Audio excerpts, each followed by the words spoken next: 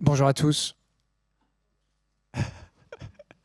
Donc, je me présente rapidement. Je suis le fondateur de Vertige Média, qui est un média spécialisé qui explore l'escalade sous toutes ses coutures et ses impacts sur notre société. Aujourd'hui, on est là pour parler de comment cohabiter avec la biodiversité.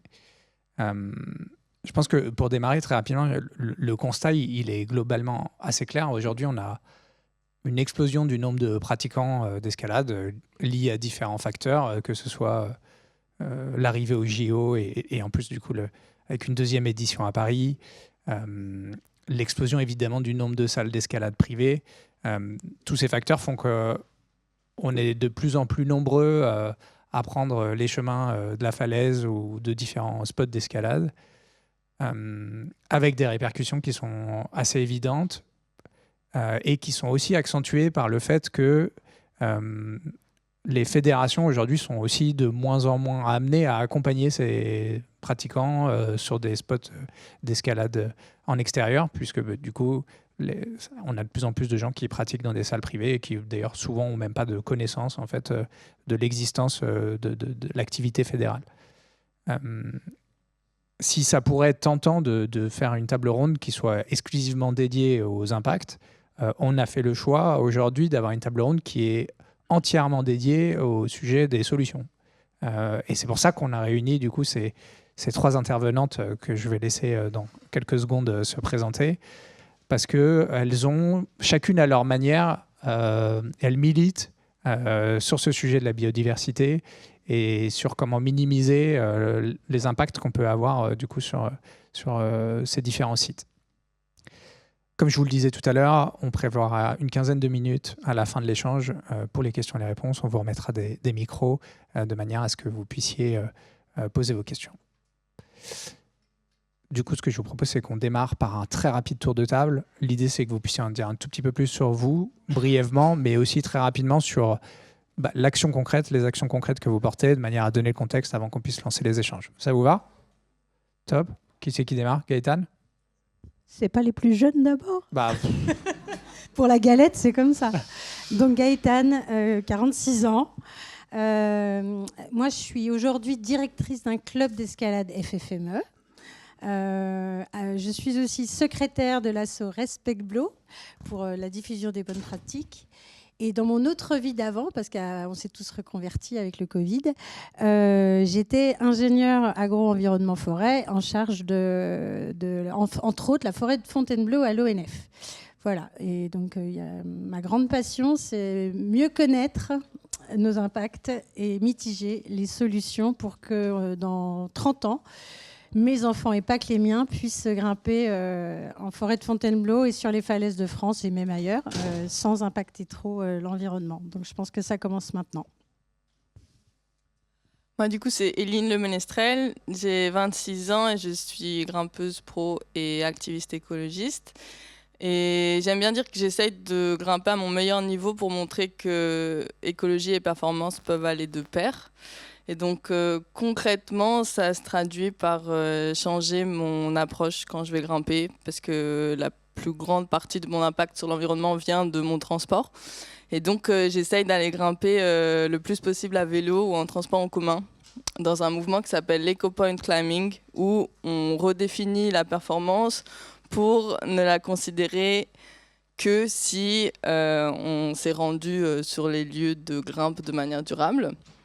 Et donc en fait c'est une approche plutôt basée sur l'aspect climatique et les émissions de CO2 au début de notre impact, mais c'est une approche qui déteint sur plein d'autres aspects dont la biodiversité. Et donc voilà, j'ai hâte de vous en dire plus.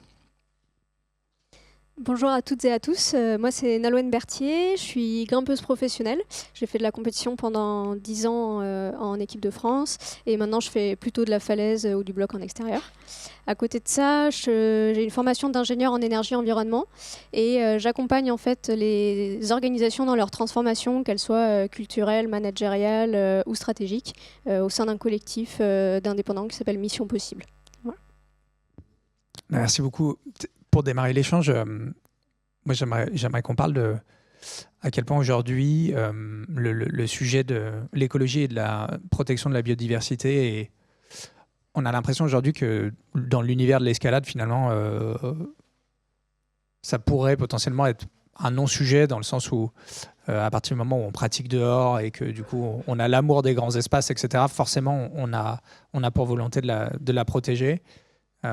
Paradoxalement, j'ai l'impression que en fait, il n'y a pas tant que ça de projets qui sont portés dans ce sens-là. Et d'ailleurs, pour être très concret, dans le cadre du Salon de l'Escalade, on organise un trophée qui s'appelle les Trophées de la Verticalité. Et du coup, il y a différentes catégories, dont écologie. Alors, j'ai été assez étonné. On a eu un nombre de dossiers énorme sur la partie inclusion, donc, ce qui est évidemment une très bonne nouvelle. On a eu beaucoup de dossiers sur la partie écologie, mais en comparaison avec l'ensemble des catégories, je me serais plutôt attendu à avoir énormément de dossiers sur la partie écologie et potentiellement moins sur d'autres sujets. Et donc, du coup, ma première question, c'est à quel point aujourd'hui, ce militantisme, il demande une certaine combativité, à quel point aujourd'hui on a une oreille qui est tendue lorsqu'on aborde ces thématiques-là. La bonne nouvelle, c'est que je vois que déjà la salle est pleine. Donc, du coup, j'ai l'impression que l'oreille est là, mais est-ce qu'au quotidien, c'est quelque chose que vous ressentez au travers de vos différentes actions, ou est-ce que vous considérez que, en fait, non, aujourd'hui, tout reste à construire et il y a un enjeu de sensibilisation qui est extrêmement fort? Moi, je veux bien parler parce qu'en fait, quand je suis arrivée dans le monde sportif, moi, j'étais ingénieure agro-environnement. Et j'étais là avec plein d'utopies en me disant, moi, j'adorais sortir, j'adorais grimper dehors parce que j'adorais déjà le milieu naturel. Et depuis 10 ans, où j'ai vraiment fait ma reconversion, je ne suis pas aussi une grimpeuse professionnelle, je suis juste monitrice d'escalade, mais j'ai été, ça va finir en positif, hein, je sais que tu n'aimes pas le négatif, ça a été de déception en déception, c'est-à-dire que j'ai organisé des journées érosion pour réparer les sols qu'on abîme en forêt. S'il fait beau, j'ai mes amis, les amis des amis, mais pas des grimpeurs qui passent me dire bonjour en disant hey, je vais faire mon projet. Donc ils peuvent. Voilà, j'ai découvert un milieu sportif où de gens qui connaissaient la forêt mais qui finalement ne pouvaient pas dédier 6 heures de leur année à vraiment l'entretenir, et où je dirais un monde un peu d'obsessionnel de la réussite et amplifié par les médias sociaux, et où l'environnement, on grimpe dehors, donc on connaît la forêt, mais quand il s'agit vraiment de se limiter, donc je grimpe pas de nuit peut-être, ou je grimpe pas quand c'est mouillé peut-être, là c'est beaucoup plus compliqué. Et pourtant, je parle pas que des athlètes connus qu'on a besoin pour peut-être leur sponsoring, mais de gens qui disent adorer la forêt, mais ils adorent finalement plus leur réussite sportive que le milieu naturel. Alors, il n'y a pas que ça. J'ai dit que c'était un peu le négatif, mais moi, ça a été une douche froide. Et là, depuis quelques années, depuis 2-3 ans, on sent des jeunes, justement, qui arrivent des salles où ils n'ont peut-être pas eu beaucoup d'infos, mais du fait de ce qui se passe dans le monde, de ce qui se passe dans la vie citoyenne aujourd'hui, il y a une vraie prise de conscience, et ils posent des questions, et ils veulent s'intéresser, et ils veulent relayer nos messages dans les salles. Donc voilà, là, je deviens un peu plus optimiste. J'ai l'impression que finalement, hélas, ce qui est en train de se passer dans le monde, ça réveille des consciences, et ils arrivent à l'appliquer à la forêt. Mais je n'avais pas du tout cette impression. Moi, je pensais que, parce qu'on était sportifs de nature, la nature était importante pour nous, et j'ai été assez déçue. Mais voilà, donc je pense, pour répondre à la question, que oui, il faut être combatif. On a encore tout à faire, et dans l'escalade de bloc à Blo, où c'est un sport super accessible, c'est-à-dire qu'il ne faut vraiment pas grand-chose pour venir grimper à Blo et se montrer sur Instagram quand on a fait son premier CETA au bout de 60 jours d'entraînement en salle. On a cet accès qui est très facile, et on doit informer ces gens-là. Ils sont hyper réceptifs, mais il n'y a pas les messages, que ce soit dans les salles ou dans la forêt. Donc pour moi, c'est un vrai enjeu, et on n'a pas terminé parce que ça brûle à Los Angeles et qu'on a tous peur et qu'on va tous faire un effort demain, mais pas après-demain. Donc non, le milieu de l'escalade, pour moi, il n'a pas terminé le travail. On n'est qu'au début, quoi. Je veux bien rebondir là-dessus. J'ai retenu qu'il fallait faire 60 séances pour faire un CETA, moi, mais du coup, j'ai pas réussi. J'ai fait 60, mais j'ai toujours pas fait de CETA à Fontainebleau. Et peut-être, effectivement, Nolwenn, si tu pouvais rebondir, et en particulier, je pense qu'il y a un des points qui est hyper important lié au projet que tu portes, c'est qu'il y a des thématiques qui sont aussi moins médiatisées, peut-être. Tout à fait. Je pense effectivement que dans notre communauté, on grimpe pour plein de raisons différentes. En fait, il y a effectivement tout un volet autour de la performance où on grimpe pour se dépasser ses propres limites. Et là, il y a vraiment une culture forte du plus vite, plus haut, plus fort qui est à l'image de notre société et dont voilà, c'est quelque chose qui est vraiment ancré. Et ça, je pense qu'on voit assez vite que les limites potentielles vis-à-vis de l'écologie. Mais on peut aussi grimper pour en fait, sortir de notre zone de confort, pour apprécier des beaux espaces, des beaux paysages, pour être avec des amis. Enfin, voilà, il y a plein de composantes dans pourquoi est-ce qu'on grimpe et en fait elles se complètent et donc je pense qu'il y a aussi des niveaux de sensibilité différentes en fonction de ces pratiques-là. Et effectivement, je pense qu'à l'image de notre société, finalement l'écologie c'est un sujet grandissant. On ne peut plus ouvrir un média aujourd'hui sans entendre parler d'écologie. Pour autant, je pense qu'on entend énormément parler de dérèglement climatique et par contre la biodiversité c'est vraiment la grande oubliée du sujet et elle on n'en entend pas parler alors que en fait notre vie en dépend et qu'on peut pas vivre sans la biodiversité. Donc je pense qu'effectivement les médias ont un rôle aussi important à jouer là-dessus et les gens qui diffusent des messages, pardon. Si on devait, Éline, si on devait définir la biodiversité, comment est-ce que tu nous la présenterais? Mais ça tombe bien parce que j'ai passé mon examen lundi sur système biologique. Donc la biodiversité, la définition officielle, c'est la variabilité du vivant sous toutes ses formes.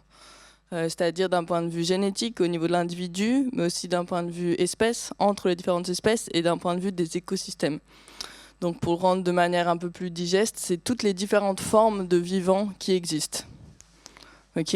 Et donc, en fait, ça paraît peut-être très scolaire comme ça, mais c'est quelque chose qui n'est pas du tout répandu et n'est pas du tout commun de savoir ce que c'est que la biodiversité et surtout à quel point on en dépend. Et ça vient de ce qu'on appelle un phénomène d'occultation, parce que quand on vit en ville, et il y a 80% de la population mondiale aujourd'hui qui vit en ville, on a l'impression que ce qui rend notre vie possible, c'est notre espèce à nous. C'est-à-dire que quand on doit aller manger ou s'alimenter, on va acheter à manger dans un supermarché qui est tenu par des humains, où on pense aux agriculteurs qui sont des humains, etc. Quand on a besoin de se loger, on se dit, voilà, j'habite dans un immeuble construit par des humains. Et en fait, ce qui rend la planète habitable, c'est pas du tout notre espèce. Tout part du fait qu'il y a des organismes, les végétaux, qui sont capables de transformer des photons, l'énergie du soleil, en matière organique. Et à partir de là, c'est le début de la chaîne trophique. Et il y a du coup d'autres espèces qui vont pouvoir se nourrir de ces végétaux. Et c'est le début de tout. C'est vraiment la base de la base, c'est la photosynthèse en fait. Mais quand on vit en ville, on l'oublie forcément. Genre on a complètement perdu ce contact avec qu'est-ce qui rend le monde habitable. Et donc en fait, c'est la biodiversité, pour plein de raisons. Et des raisons qui sont pas du tout médiatisées. Et donc voilà, savoir déjà ce que c'est hyper important. On en parlera en conclusion. Avec Nolwenn, on a réfléchi à des techniques pour que vous sortiez d'ici en détectant ce qu'est la biodiversité ou ce qu'elle n'est pas. Et donc voilà. Et peut-être sur ce sujet d'occultation, je pense que la traduction de ça, c'est que je pense qu'on est tous d'accord pour dire que du coup, c'est essentiel d'encourager les gens à aller dehors. Et ce prisme-là, en fait, d'ailleurs, qui est un combat dans différents pays. Il y a des tas de choses qui sont mises en place. Par exemple, en Angleterre, là, en ce moment, il y a l'espace naturel accessible librement et de plus en plus réduit, etc. Je trouve qu'en tout cas, en France, au prisme de l'escalade, en fait, on le réduit aussi de plus en plus au travers de l'urbanisation de l'escalade. Mais du coup, je pense que on est tous d'accord effectivement pour dire que c'est essentiel d'encourager les gens à aller dehors. Mais comment est-ce que on peut justement encourager les gens à aller dehors, à aller en pleine nature et d'aller observer cette biodiversité et d'en prendre soin? Et je pense qu'Éline, en lien avec ton projet, parce que l'EcoPoint, du coup, d'aller à vélo, c'est un sujet, j'ai l'impression, qui commence à prendre écho. On commence à en entendre parler. Il commence à y avoir des médias même qui relaient et qui prennent sur terme de manière de plus en plus récurrente. Oui, dont Vertige Média d'ailleurs. Dont Vertige Média. Oui, alors en fait, c'est le principe d'un levier écologique. Donc un levier écologique, ce serait une action ou un dispositif qui rendrait commensurable de choses qui ne le sont pas. Donc repensez à ce qu'est un levier, hein. C'est un bête bout de bois qui va vous permettre de soulever quelque chose que vous n'arriveriez pas à soulever sans. Et donc là, ce qu'on essaye de rendre commensurable, c'est un problème immense qui est le défi écologique actuel et une action humaine d'un individu ou d'un groupe d'individus. Et le levier duquel on est en train de parler, c'est le fait de passer du temps dehors. Et donc encourager de plus en plus de monde à aller dehors, c'est vraiment quelque chose qui sociétalement peut nous aider à résoudre plein de problèmes parce que justement ça nous permet de reprendre contact avec toutes ces autres espèces et de savoir comment ça se fait que la Terre est habitable et du coup de défendre ces dynamiques du vivant qui nous permettent de vivre. Par contre, il y a vraiment une condition qui est absolument nécessaire, c'est qu'on encourage les gens à aller dehors, oui, mais de manière durable. Parce que s'il y a de plus en plus de gens qui vont dehors, mais que le fait d'aller dehors, ça détruit les milieux dans lesquels on va, on se rend bien compte que ça n'a pas de sens. Moi, j'aime bien prendre l'exemple des stations de ski.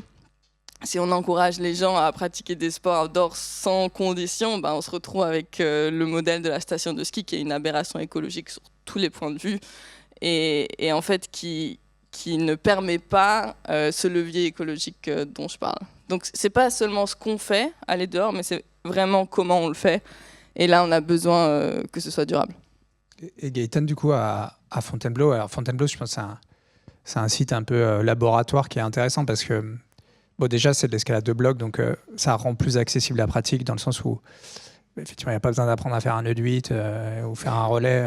Pour pouvoir aller grimper, il faut un crash pad et des chaussons. Il y a la proximité immédiate avec Paris qui est la ville dans laquelle aujourd'hui il y a le plus de salles d'escalade privées, donc du coup le plus de grimpeurs aussi en France, et qui a aussi, en fait, c'est un spot qui a une certaine aura internationale qui attire des gens de partout dans le monde. Tu as soulevé les enjeux sur la pluie et du coup la mauvaise utilisation du spot, mais comment en fait au quotidien Fontainebleau apporte des solutions concrètes pour faire en sorte qu'on ait une meilleure sensibilisation sur ce sujet de la biodiversité auprès de ce public de grimpeuses et de grimpeurs. Donc avant de venir aux solutions, je te promets, j'y viens. On a parlé de la biodiversité, je voulais revenir avec pas un poème, mais presque. Un des impacts principaux de la fréquentation en forêt de Fontainebleau, donc 16 millions de visites par an, pas liées à l'escalade seulement, mais c'est de visites. Hein. Si j'y vais 3 fois, je compte 3 fois, donc c'est pas un chiffre facile pour les vendeurs de brosses, dans le sens... Ceux qui veulent comprendre auront compris. Et on aurait 3 millions de visites liées à l'escalade, ça ferait 8000 visites par jour, donc on doit affiner les chiffres. Ce qu'il faut retenir, c'est qu'en 5 ans, on a fait du fois 200% de la fréquentation, que 60 à 70%, c'est pas des grimpeurs, c'est des grimpeurs internationaux. Donc on est vraiment sur ce site laboratoire avec une pression qui augmente. Un des impacts principaux, mesurables et quantifiables, depuis que Dénécourt, il y a 150 ans, a ouvert les premiers sentiers de randonnée dans cette forêt, c'est l'érosion des sols.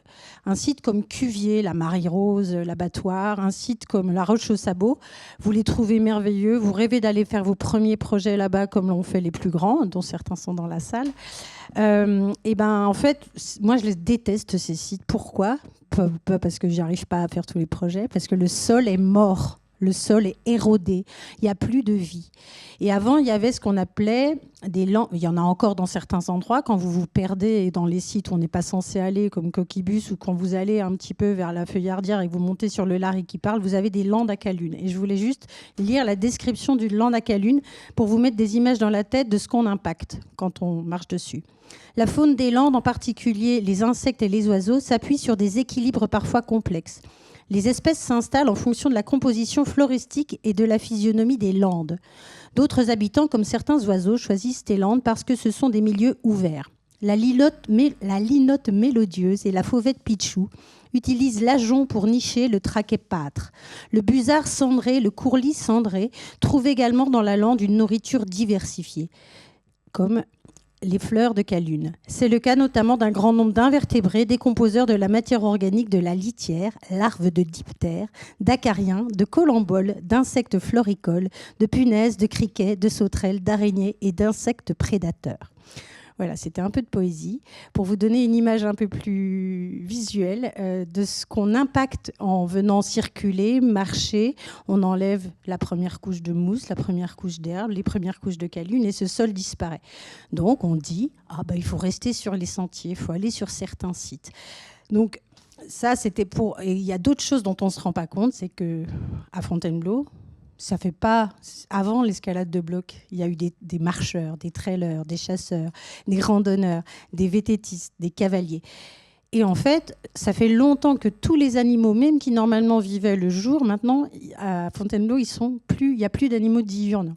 À part vous entendez quelques oiseaux. Mais tous les mammifères sont devenus soirées ou nocturnes. Et puis on a aussi les chauves-souris. Pourquoi je parle de ça ? Parce que par exemple, on adore regarder des magnifiques photos et imaginer qu'on grimpe de nuit, quand l'ambiance est devenue plus calme, quand le spot nous met en avant le relief du rocher, etc. Sauf que si on grimpe tous de nuit, ça marche vraiment plus parce que déjà les animaux ils n'ont pas de place le jour, ils n'ont pas de place la nuit. Donc il faut rester sur les sentiers, pas ouvrir des secteurs n'importe où, il faut pas grimper de nuit. Alors tout ça, c'est de la contrainte et c'est vraiment délicat. Et c'est à ça qu'on réfléchit avec Respect-Blo, c'est comment donc éduquer. Alors oui, on a des chartes de bonnes pratiques, ce qu'il faut faire et hélas ce qu'il ne faut pas faire, mais apparemment des professionnels de la communication, des parents, on sait tous que la négation n'est pas vraiment acceptée par le cerveau. Donc c'est pour ça que j'ai voulu passer par ce petit texte au début, c'est parce qu'on pense qu'il faut aussi passer par l'émerveillement, redonner envie. J'ai adoré ce que tu as dit aussi au début de Nolwenn, c'est que, et on en parle avec d'autres gens dans Respect-Blo, c'est qu'on ne veut pas mettre en avant qu'un seul style de grimpe. Il n'y a pas que faire... si on fait tous les mêmes setas, on va défoncer tous les mêmes secteurs. Il y a encore plein de parcours à faire, de circuits, de choses plus simples, où on ne va pas tous se concentrer sur un même endroit.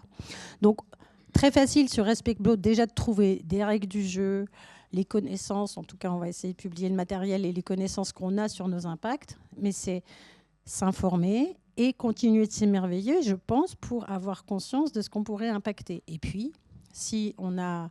Moi, j'ai un club d'escalade, donc le CLAC, et forcément, j'ai plein d'enfants dans mon club d'escalade, et j'ai aussi mes enfants. Donc moi, j'arrête pas de penser, mais là, il y a un secteur qui a été fermé parce qu'il y a des mousses et des lichens à préserver au restant du Le Rocher. Il y a des questions sur le secteur de Coquibus. Au bout d'un moment, c'est comme quand on construit un barrage ou une retenue d'eau pour une station de ski, il y a des gros enjeux. Nous, on a besoin de connaissances en tant que grimpeur pour savoir si on ne va pas impacter et devoir peut-être accepter qu'il y a des secteurs où c'est l'engoulevent et la linotte qui vont être plus importantes que nos projets d'escalade. Donc, il faut connaître et il faut informer. Connaître, s'informer. Toi, Nolwenn, tu parles d'humilité, de changement de regard. Est-ce que tu peux nous en dire un peu plus sur comment ces notions-là, elles peuvent venir justement impacter notre regard sur la biodiversité ? Effectivement, je pense qu'aujourd'hui, dans notre société, on est vraiment dans une posture de domination vis-à-vis en fait, des autres êtres vivants. Que ce soit, on a l'impression, on se sent au-dessus d'un arbre, d'une fleur, d'un oiseau, et on agit comme ça. Et effectivement, je pense que quand je parle d'humilité, c'est de dire, en fait, pourquoi est-ce qu'on serait supérieur à ces autres espèces-là et comment est-ce qu'on pourrait vivre en étant finalement égaux. Et donc, comment est-ce qu'on peut réinventer, comme tu le dis, nos pratiques pour aller vers plus d'égalité. Et je pense qu'effectivement, l'émerveillement peut être une première clé pour ça, parce que l'émerveillement permet de prendre conscience de ce qui nous entoure. Moi, la première, est-ce qu'on prend le temps de regarder les arbres sur une marge d'approche, de regarder les lichens sur le caillou qui sont ce qui nous permettent l'adhérence, donc qui sont quand même directement liés à notre pratique, d'observer les oiseaux. Il y a ce côté de prendre le temps et de voir, d'apprécier et de s'émerveiller de ça, quelle que soit l'échelle, quoi. Et c'est vrai que si je partage mon expérience personnelle, je suis toujours sur le marge d'approche, c'est toujours le truc où d'ailleurs en général je rate le spot parce que je vais trop vite. Je vois pas le lichen, mais je vois pas non plus le spot. Donc prendre le temps, je pense effectivement c'est une bonne idée. On a parlé en préambule de l'explosion du nombre de salles d'escalade. J'ai eu l'occasion, dans le cadre de mon travail de journaliste, d'être invité à les salles d'escalade privées qui proposent des sorties, du coup en falaise, pour souvent des initiations. Un des points qui m'a surpris, c'est la reproduction de la salle d'escalade en extérieur. C'est-à-dire qu'en fait, on arrive, potentiellement, les cordes sont déjà mises.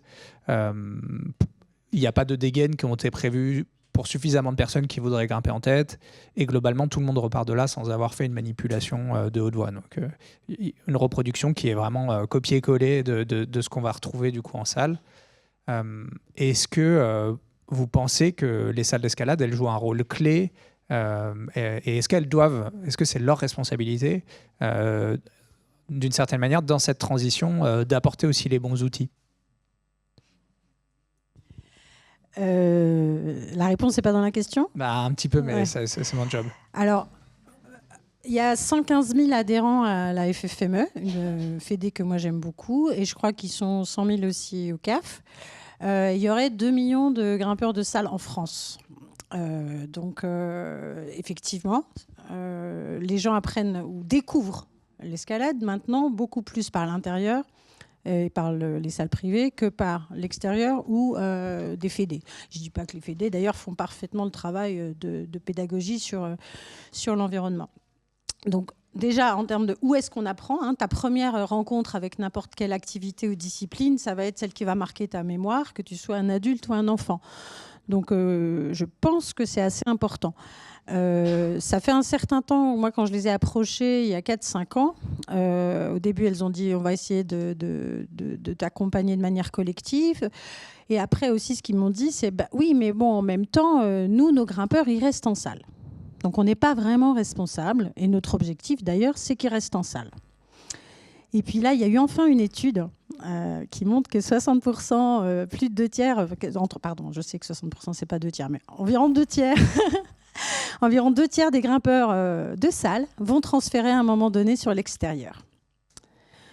Donc, la question de la responsabilité, voilà, elle ne se pose pas. Les gens qui ont appris en salle ont envie d'aller découvrir l'escalade en milieu naturel. Donc, je ne dis pas qu'ils sont responsables. Eux, ils sont responsables apparemment, une salle d'escalade, c'est un loueur de murs sur lequel il y a des prises. Voilà, c'est ça leur responsabilité juridique. Maintenant, nous, usagers, grimpeurs, associatifs ou pas, on peut aussi leur demander d'aller un peu plus loin et ils peuvent se sentir ou pas d'aller plus loin. Peut-être qu'avec ce que tu fais en RSE, tu as un recul sur comment on implique un acteur privé sur sa responsabilité sociale environnementale. Mais après, notre opinion, je crois, à Respect-Blo, ils sont dans la salle aussi, c'est que c'est un des premiers lieux où le grimpeur va découvrir l'activité. Donc, si à un moment donné, il peut y avoir un message, que ce soit par des belles photos ou par de la pédagogie, oui, forcément, ça a du sens. Et ça va au-delà des salles d'escalade, pour moi, c'est aussi les équipementiers et c'est aussi les influenceurs.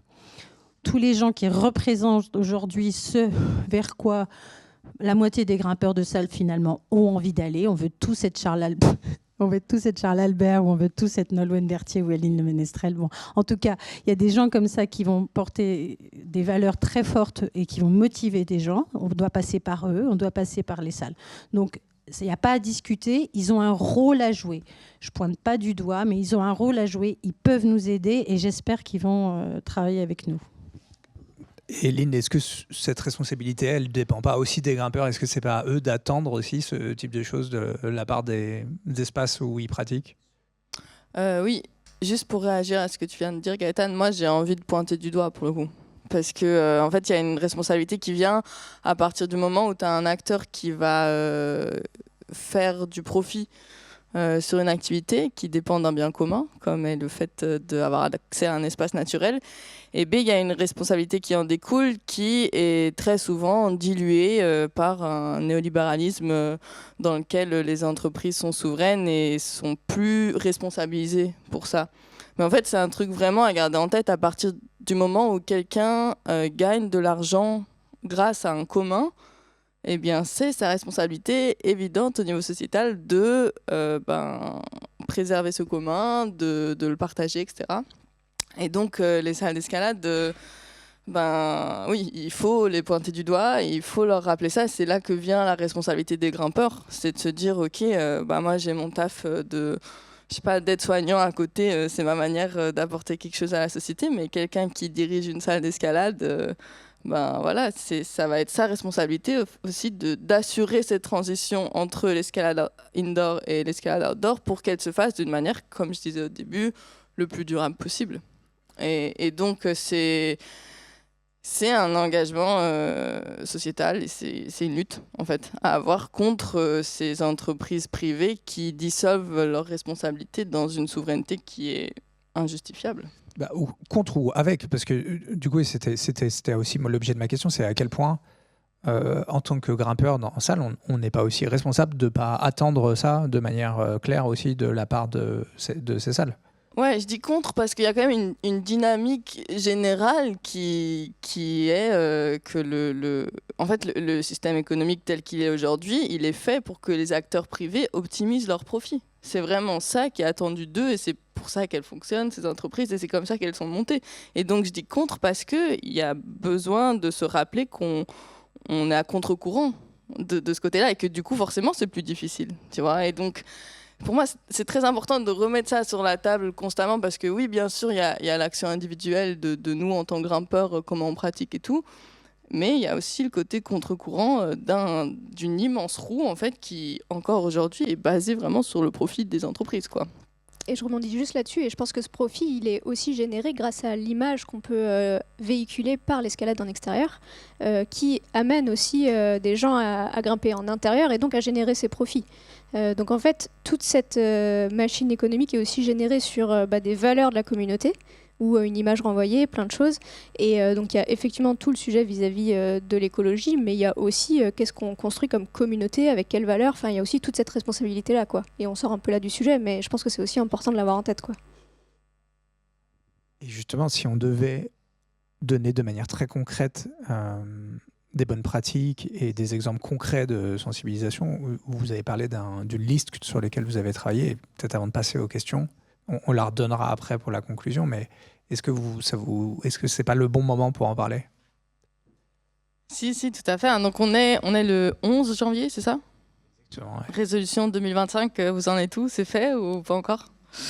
En tout cas, c'est un bon moment pour vous proposer 5 choses à mettre en place ou à retenir. S'il y en a 3 d'entre vous qui ressortent d'ici avec une de ces actions en tête, on est contente d'être venue à Paris. Donc la première, c'est de sortir du tunnel carbone. C'est-à-dire que dans les médias aujourd'hui, écologie est égale changement climatique, est égal CO2, est égal problème d'énergie. Alors c'est une réduction qui en fait pose beaucoup de problèmes parce que l'écologie c'est beaucoup plus large que ça. Et la biodiversité en est la grande oubliée, mais il y a plein d'autres choses. Il y a la pollution de l'eau, la pollution des sols, etc. Et donc, maintenant, quand vous pensez écologie, on aimerait que vous pensiez aussi à la biodiversité. Et aussi, en fait, ça s'appelle les 9 limites planétaires. Donc, je vous invite à aller voir ça si vous ne connaissez pas. C'est un concept qui reprend vraiment les 9 grosses problématiques liées à l'écologie aujourd'hui, quoi. C'est pas que le changement climatique. Le deuxième point qu'on avait envie de vous partager, c'est le fait que en fait, l'escalade, dans notre pratique, c'est un bon support pour cultiver cet éveil à la biodiversité et à l'émerveillement, notamment quand on va grimper dehors, mais aussi finalement quand on va à la salle, parce que heureusement dans nos villes, il y a quand même encore un peu de biodiversité, et du coup d'observer comment on traite cette biodiversité. Je vous invite à regarder comment sont plantés les arbres en ville, parfois c'est assez hallucinant. Ça permet aussi de se rendre compte en fait de cette posture qu'on a et de la remettre en question. Et du coup, pour observer la biodiversité, il faut se souvenir de ce que c'est. Alors peut-être que vous n'allez pas retenir la définition officielle et c'est pas grave, mais au moins retenez ce que n'est pas la biodiversité. Donc quand vous vous baladez et que vous voyez une belle pelouse toute bien arrangée et tout, peut-être qu'il y a un sentiment d'esthétisme qui en ressort, mais la biodiversité, c'est pas ça. C'est pas genre quelque chose où il y a une seule espèce qui grandit et qui est bien taillée, bien arrangée par l'homme. Au contraire, c'est... Le Parc des Princes, c'est pas de la biodiversité. Non, du coup, non. Ou genre une forêt où il y a uniquement des pins et il n'y a rien qui pousse en sous-bois, c'est pareil. C'est la même problématique où il y a une seule espèce. Donc, pensez plutôt à un champ dans lequel vous entendez plein de criquets, plein de bourdons, d'abeilles et de fleurs en tout genre et d'espèces en tout genre. Un truc un peu désorganisé comme ça, pas quelque chose d'uniforme. Un champ d'arbres n'est pas une forêt. Voilà. On a 2 derniers points. Du coup, le premier, il est assez connecté à la posture d'émerveillement, c'est celui en fait, de la séparation de nature-homme, et questionner aussi l'utilisation de ce terme nature, parce qu'en fait, en utilisant ce mot nature, on implique que, en fait, en miroir, il y a l'homme, et ça crée déjà une dualité qui peut être questionnée.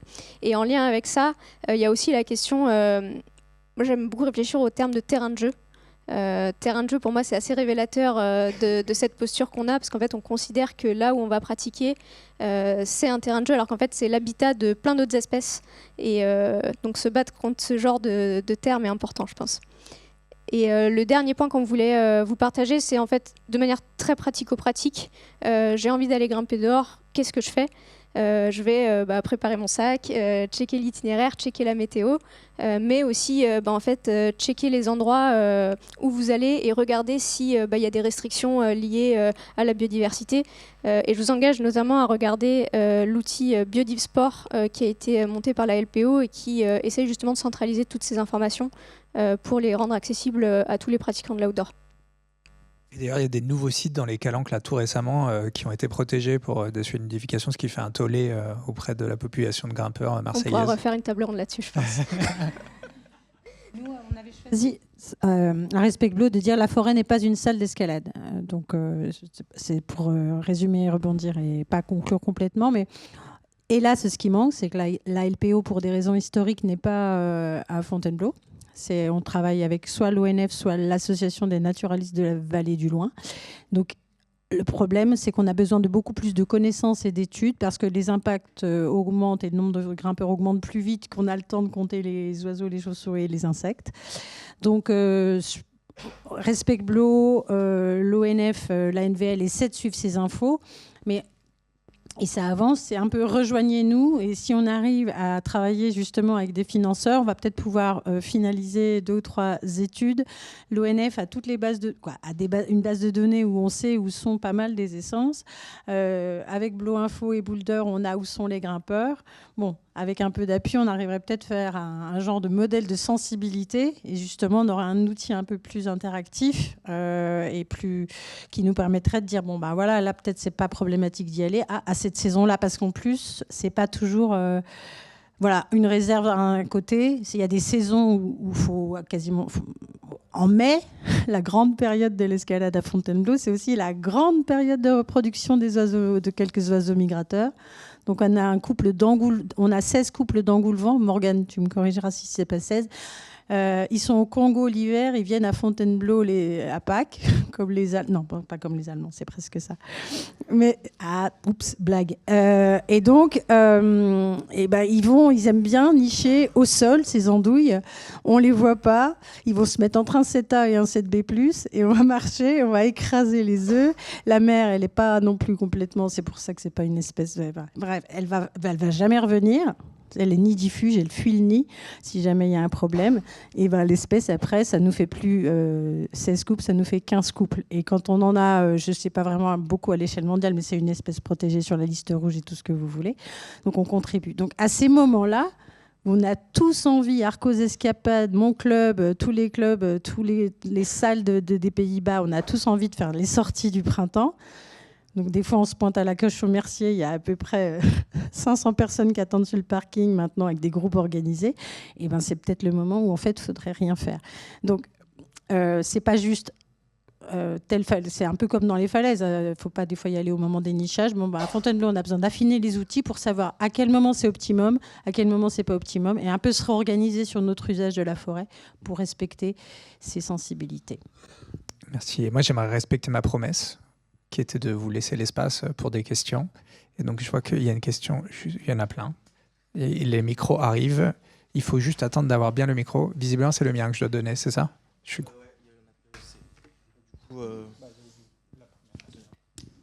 Bonjour et merci pour cette conférence. Je me présente. Je suis Marie-Paul de Tiersan de la LPO.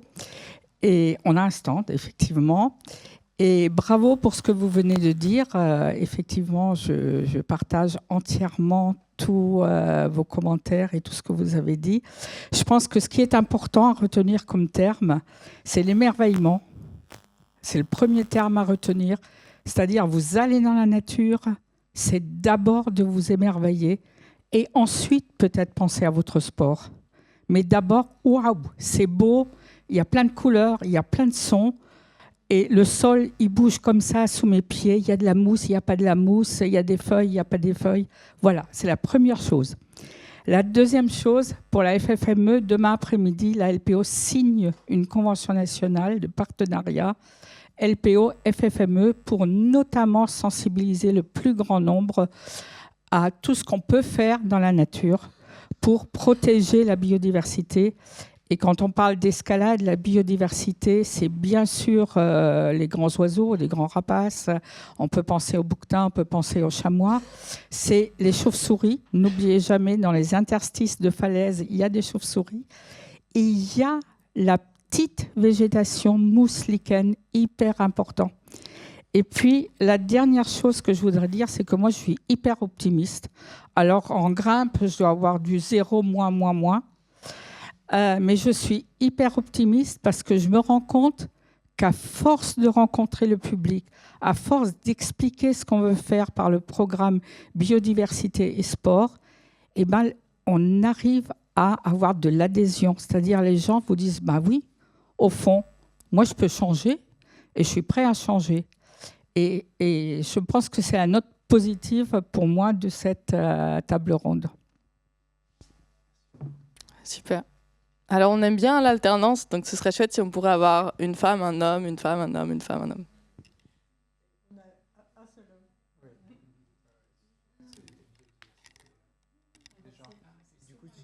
Moi, je vois rien en fait avec les lumières. Du coup, choisis, c'est ça?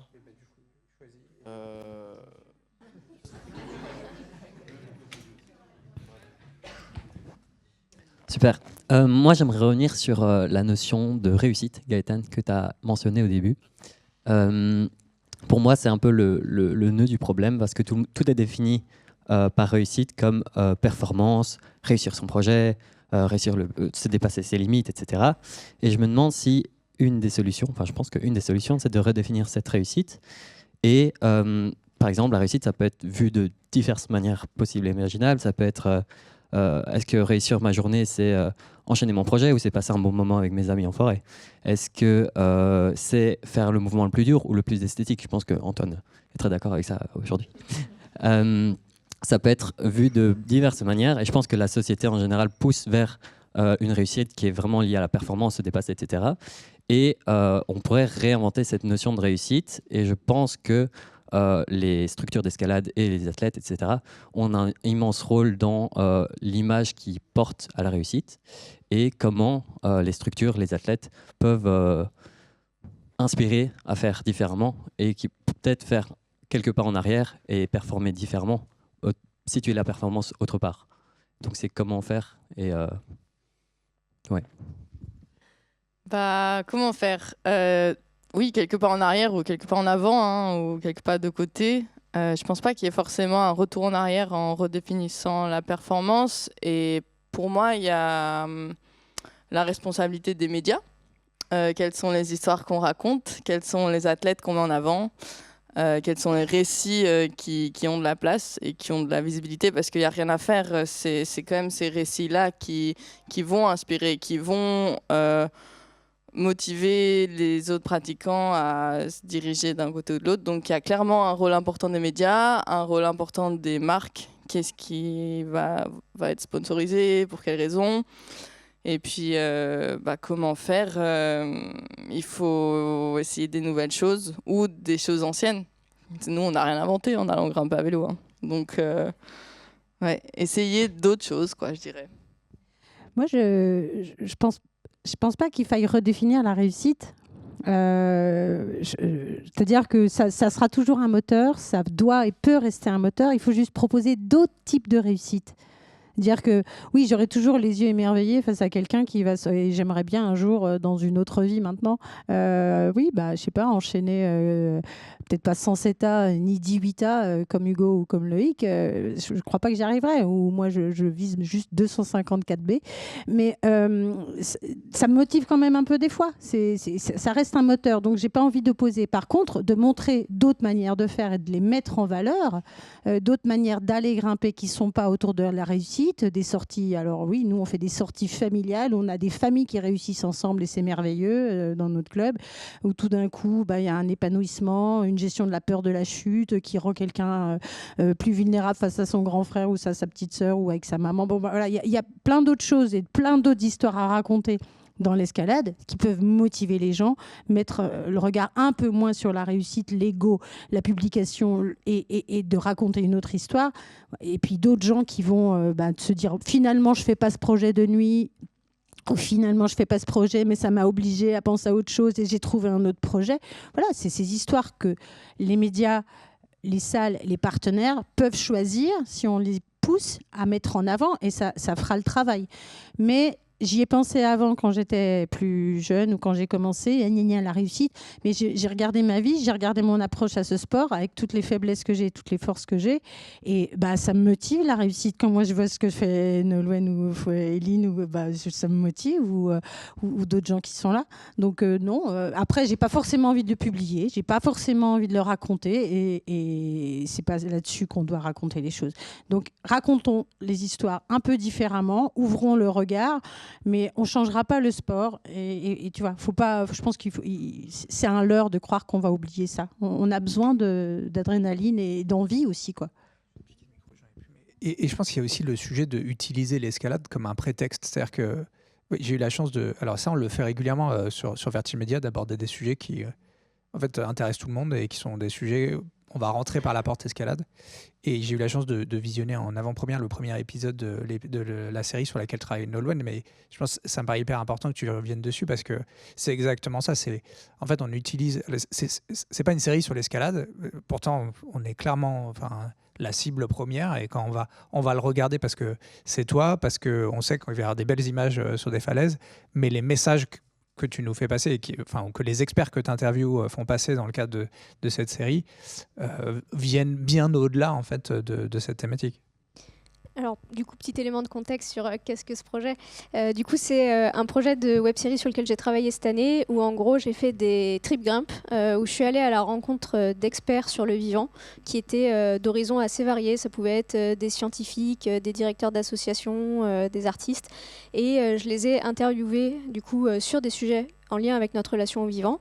Et j'ai mis ces interviews sur des images d'escalade. Et effectivement, en utilisant l'escalade comme prétexte pour plusieurs choses. Effectivement, pour capter le public, parce que j'ai envie de partager ces messages avec la communauté de l'escalade qui est un peu ma famille quand même. Hein. Quand ça fait des années qu'on est dans l'escalade, on a envie aussi de partager ça. Parce que c'est des experts que j'ai rencontrés dans mon milieu professionnel et je me suis dit c'est quand même trop dommage que cette communauté-là ne connaisse pas ces gens-là. Et du coup, j'ai essayé de faire le lien comme ça. Et du coup, il y a donc cette partie captivité du public, mais aussi le côté en fait belles images, parce qu'une fois de plus notre sport on le fait dans des endroits incroyables et ça il faut pas qu'on l'oublie. Et du coup il n'y a pas du tout d'aspect de performance, il y a des voies qui sont dures, il y a des voies qui sont pas dures dans ces films, mais surtout il y a de la belle image d'escalade, des lignes incroyables.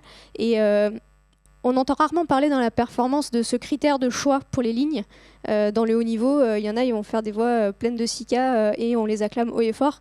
Moi, ça me fait pas rêver en fait. Et ça, je pense que ça fait partie aussi de la responsabilité de certains. Et du coup, pour finir sur ce projet, il sera visible à partir du mois de novembre sur YouTube. Voilà. Trop bien. Une autre question ? Une femme, du coup ? Ok. Alors moi j'habite à Marseille, donc il y a deux choses que je voulais aborder. Effectivement, le sujet de la potentielle interdiction d'accès à certaines falaises dans les calanques, pour la raison de la nidification des oiseaux. Du coup, peut-être que Madame de la LPO pourra répondre aussi. Un sujet sur lequel je suis assez partagée parce que effectivement j'ai des sensibilités écologiques, je suis éco-constructrice et un peu grimpeuse aussi. Bien sûr, je suis pour la protection des oiseaux et tout ça. Et en même temps, les grimpeurs marseillais sur les réseaux sociaux se plaignent beaucoup parce qu'ils trouvent ça exagéré en rapport avec des boues qui seraient lâchées dans les eaux des calanques aussi et qui ne sont pas du tout réglementées pour le coup, et il n'y a aucune action. Donc en fait, ils mettent en parallèle des actions du parc national et d'autres inactions d'autres actions qui pourraient être faites mais qui ne sont pas faites. Voilà, donc si vous avez un avis sur la question pour m'aider à y voir plus clair sur ce sujet. D'autre part, je suis adhérente de l'association Green Spit, je ne sais pas s'il y a des représentants ici, voilà. Et qui fait des petites actions toutes simples. D'ailleurs, ils ont fait un manifeste dans le dernier Grimper, je crois.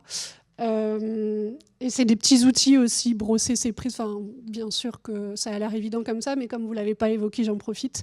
Brosser les parois, c'est un truc à la con, mais j'imagine que ça permet aussi aux espèces de pouvoir s'y reposer derrière. Une question, enfin un sujet tout con, et bon, désolée de parler de ça, mais le pipi caca, c'est ouf. Je suis randonneuse aussi, et sur les sentiers de randonnée connus, bon, il y a des fois du papier toilette qui traîne, des choses comme ça, mais j'en ai jamais vu autant qu'à côté des falaises, et je trouve ça dégueulasse, mais vraiment, c'est horrible. Et Green Spit propose des petits sacs à la con, mais pour voilà, c'est des choses qui ont l'air toutes simples, qui peuvent être faites, mais que personne ne fait. Et je trouve ça fou. Et voilà, je crois que moi, je vais m'arrêter là. Après, je vais trop parler. Je rebondis peut-être juste du coup sur la partie calanque. Donc, je pense qu'en fait, ce que met en lumière votre question, c'est quelle relation ont les grimpeurs avec les associations environnementales. Et en gros, aujourd'hui, il y a un affrontement entre ces deux parties. Les associations environnementales essayent de défendre la nature, les grimpeurs essayent de défendre leurs pratiques. Et ce qui est compliqué aujourd'hui, c'est de se dire comment on trouve un terrain d'entente. Sauf que pour trouver un terrain d'entente, il faut faire un premier pas. Et du coup, il y a toujours la question de qui fait le premier pas. Est-ce que du coup, les équipeurs vont équiper en secret et donc mettre les associations environnementales face au fait accompli, ou est-ce qu'ils essayent d'être dans une démarche proactive en allant voir les associations environnementales qui doivent faire le premier pas, qui doivent en tout cas étudier la question, de dire est-ce que oui ou non ce site est intéressant et viable et sur quels critères. Donc pour moi, c'est ça que ça soulève, et je pense que la question est complexe. J'ai pas les réponses, désolée. Mais peut-être... Pour les questions. Dernière question. Alors, attendez 2 secondes. En fait, par rapport à cette interdiction, sur le site de la Sainte-Victoire, qui est pas très loin, des fois ils interdisent juste certains secteurs, et je trouve que c'est une super solution. Et il y a vraiment l'explication, du coup c'est plus clair, c'est plus évident pour les grimpeurs. Et bien sûr, on n'a pas envie d'y aller parce qu'on le voit, c'est direct, et ça interdit pas toute la falaise. alors justement, je pense que vous avez tout simplement donné la réponse. Les calanques, je ne connais pas le sujet à fond parce que moi, je viens de la région Auvergne-Rhône-Alpes, donc je suis plutôt Alpes du Nord. Mais clairement, et Nolwenn l'a expliqué, on a un projet à l'LPO qui s'appelle Biodiversité et Sport. Ce projet est basé sur une chose, c'est la concertation, le dialogue entre tout le monde. Et la convention qu'on va signer avec la FFME demain, c'est pour cela. C'est-à-dire, à un moment donné, quand il y a un noyau dur, on va dire, on se retrouve, on s'assied autour d'une même table, et même si la veille, on s'est dit les pires des mots, ce jour-là, on se regarde, on commence à parler, et on trouve la solution. Et une des solutions, c'est ce que vous dites à la Sainte-Victoire. C'est effectivement... on informe, on sensibilise, on dit que dans cette falaise, par exemple, il y a telle espèce qui niche et entre telle date et telle date, on vous demande de ne pas grimper. Ce n'est pas forcément interdit. On vous demande tout simplement de ne pas grimper. Et on remarque que quand on opte pour ce dialogue-là, ça marche. Et c'est ça que, dans les calanques, c'est peut-être un petit peu plus compliqué. Parce que voilà, il faut un peu abandonner de son amour propre pour se mettre autour d'une table. Mais moi, j'ai de l'espoir. On y arrive. On y est arrivé sur des sites beaucoup plus difficiles que les calanques dans les Alpes du Nord. Et ça doit marcher. Et ce que je trouve intéressant dans cette idée de la concertation, c'est qu'il y a effectivement la concertation entre associations environnementales et grimpeurs, mais il y a aussi un vrai sujet de concertation au sein de la communauté des grimpeurs sur en fait qu'est-ce qui rend légitime un spot. Est-ce que si on a le plus beau conglomérat dans les Calanques et qu'on interdit ce site et donc en fait les grimpeurs vont devoir aller en Espagne pour trouver la même chose, est-ce que cette valeur-là, elle est importante à mettre en avant ou pas? Donc, sur quels critères, en fait? Est-ce que c'est le nombre de grimpeurs? Est-ce que c'est la cotation? Moi, par exemple, je vais grimper dans les Calanques, des voies dans l'8, il n'y en a pas tant que ça, en fait. Et donc, est-ce que c'est un élément de critère pour favoriser un spot? Voilà, tout ça, j'ai l'impression qu'on peut aller plus loin au sein de notre communauté aussi sur ce sujet de la concertation, quoi.